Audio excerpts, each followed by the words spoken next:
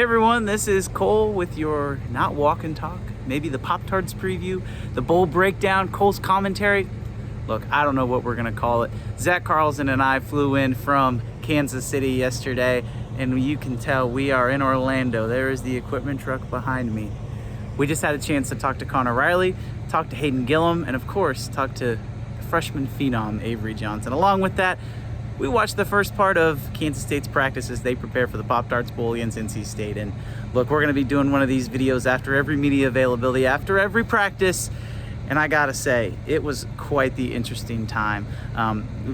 Talking to Connor Riley, you can tell how excited he is for this opportunity. Talking to Avery Johnson, you can tell this means a lot. And look, K-State, they're not decimated by any stretch. We watched Utah and Northwestern. I don't know if anybody else had a chance to watch that game. I was interested in that game because Utah coming into the Big 12 next season, it might be kind of interesting. And they lost 14-7.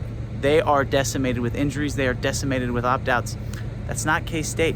Here's the equipment trunk, like I mentioned behind me. It has all the Big 12 championships, the All-Americans. And this team, although their season maybe didn't end how they would have liked, they are still playing for something. They are playing for each other, and that was the big thing that Hayden Gillum talked about. Look, they're playing for their offensive coordinator, who their position coach, they want him to be successful. They want him to finish it out right. As Hayden Gillum said, they want the season to end on a high note. NC State coming in ranked top 15 in the country. Solid group, 9-3. They've had a solid season, but as Hayden Gillum pointed out, so is K-State. Look, the final record may only be 8-4, but there's still a lot to play for. And talking with him and talking with Connor Riley, they've talked about how the adjustment period for the offensive coordinator maybe isn't as great as some people might think. Connor Riley said he's been preparing for this moment his entire life, and having those 5 veteran offensive linemen is going to make it a lot easier. We're going to have a lot on Connor Riley. We're going to have a lot on this offense at GoPowercat throughout the day. But I want to kind of give you my main takeaways, not only from the media availability, but from the practice as well. And look, the first thing that stands out to me is Avery Johnson.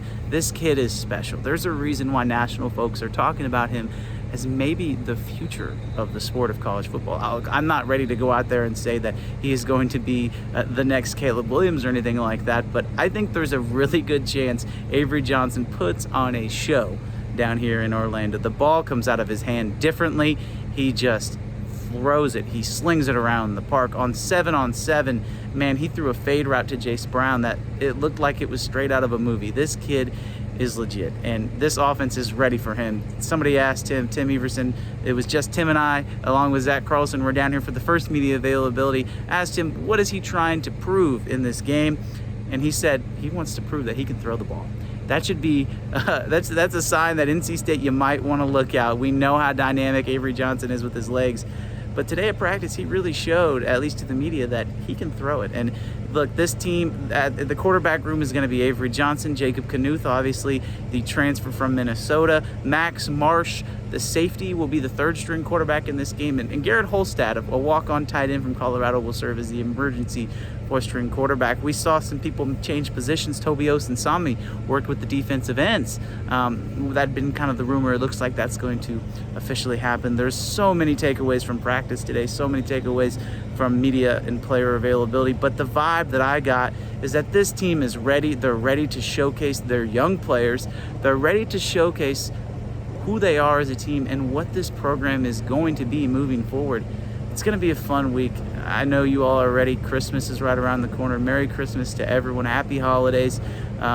Make sure you stay locked in here to GoPowercat. We're going to have tons of coverage coming your way. It's going to be fun.